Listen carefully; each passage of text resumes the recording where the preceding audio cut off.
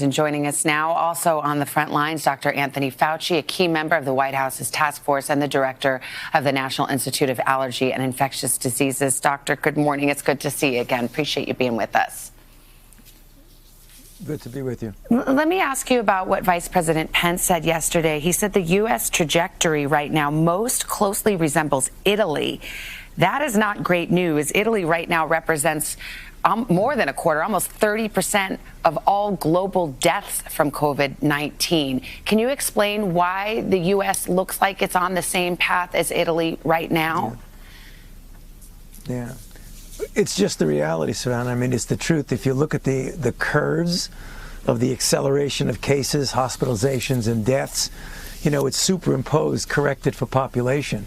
It's a really serious issue. I mean, Italy got hit very hard, and it's very clear that we are getting hit very hard. Right now, the epicenter of it in the United States is New York City.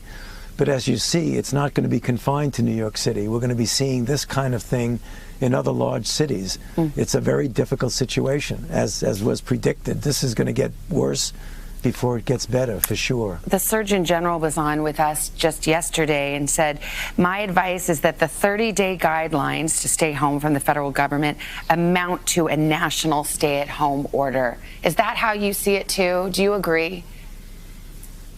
Well, yeah. I mean, if you look at what's in those 30-day recommendations of the guidelines, that's essentially what it is. I mean, I know it's difficult, but we're having a lot of suffering, a lot of death. This is inconvenient from an economic and a personal standpoint, but we just have to do it. That is our major weapon against this virus right now. Yeah. We don't have a vaccine that's deployable. This is the only thing we have, and we can get through it if everybody really leans forward and pushes on this. Can I ask you about that? You know, more states yesterday started having these stay-at-home orders, but not all states do. And even the states that do, some have exemptions. Florida exempts religious services in some cases. I saw New Hampshire had exempted florists at one point. Arizona had exempted hair salons at some point. I mean, with all due deference to states, shouldn't there be a national order, a national lockdown, a requirement, rather than this hodgepodge piecemeal method?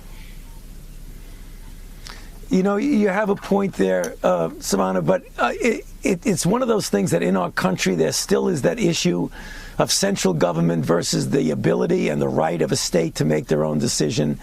But again, I agree with you. When you see things like some of those exemptions, I mean, I can't make any official proclamations here, but I can say really seriously consider, are those exemptions appropriate when you think about what's going on?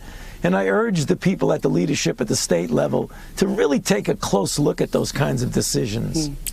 Doctor, we're all getting a little bit of a medical education, unfortunately, in these times. And you said on an interview the other day that there was something mysterious, that was my word, not yours, about the pathogenesis of this disease. That was your word, pathogenesis. You said that some people have mild and even no symptoms, and then others who aren't necessarily old with underlying illness get really, really sick, and we just don't know why. Are we any closer to figuring that out? No, that's going to require what we call natural history studies. I mean, I have been puzzled from the beginning. I mean, that sharp dichotomy that said, you know, if you're older or if you have an underlying condition, you get into trouble. If you're younger, the likelihood of that is still very low, which it is.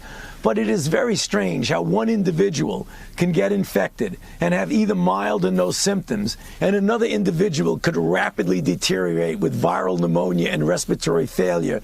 There's something in mechanism, whether it's genetic, whether it's immune response.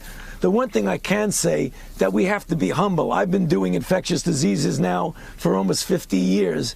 And I could tell you, I don't fully understand exactly what the mechanism that is, and we really need to figure it out. Because it can be completely devastating rapidly in one person and absolutely nothing in another person. I know our best brains are on it. There's a new study in the journal Nature that showed patients with mild symptoms can shed high levels of the virus early on during the first week of infection. I don't have to tell you how disturbing that is. Do you credit that study?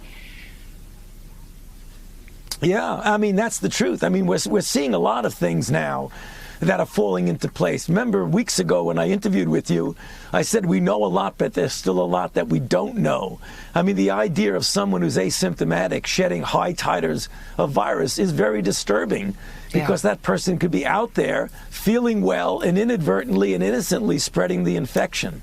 Dr. Fauci, it's horrendous to even have to ask you about this, but there's a report in the Washington Post that suggests there have been threats against you, some from admirers, well, some threats, and then some disturbing interest from admirers. But whatever it is that you've had to increase your security detail, I'm not asking for the details of that, but I will ask you if you yourself feel personally threatened at all. Do you feel safe? Do you feel that your family is safe? You know, I do, Samantha. I mean, I've chosen this life. I mean, I know what it is. There are things about it that sometimes are disturbing, but you just focus on the job you have to do and just put all that other stuff aside and try as best as possible not to pay attention to it and just forge ahead. We have a really, really very, very difficult situation ahead of us. All of that other stuff is secondary. Are you okay? Your voice does not sound great. I'm hoping it's just because you've been doing a lot of interviews and briefings and stuff. No, I am fine. I'm physically fine. But, you know, all I do all day long is brief people, governors, senators, White House, interviews. I just need to keep my mouth shut for a little while. I think it'll get better. Well, tea with a little honey and lemon for the doctor, okay? Thank you for being with us this morning. All right. Our viewers appreciate it. Good to be with you. Thank you.